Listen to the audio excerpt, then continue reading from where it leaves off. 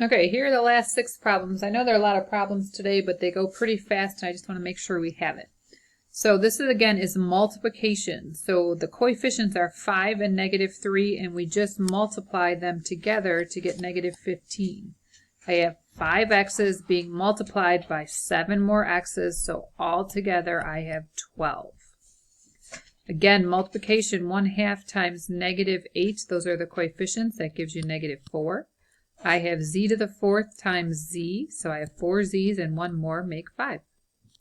Here, this means I have 10m to the 10th 3 times. 10m to the 10th times 10m to the 10th times 10m to the 10th. 10 times 10 times 10 is 10 cubed. You can do that on your calculator, and that is 1,000. M to the 10th, m to the 10th, and m to the 10th will make m to the 30th.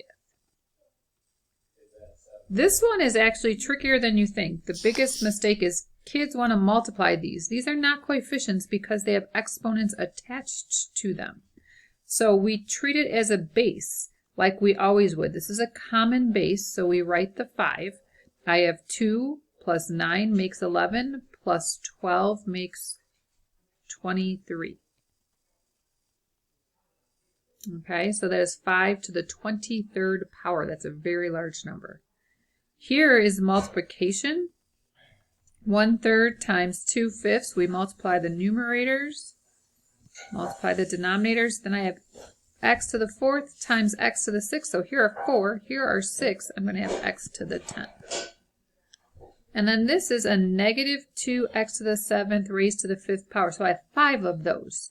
So -2 to the 5th will be negative, because a negative to an odd power is negative, and that is 32. You can use your calculator. You need to put it in parentheses if you do that.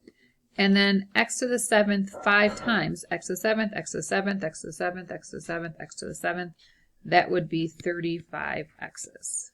All right, there we go.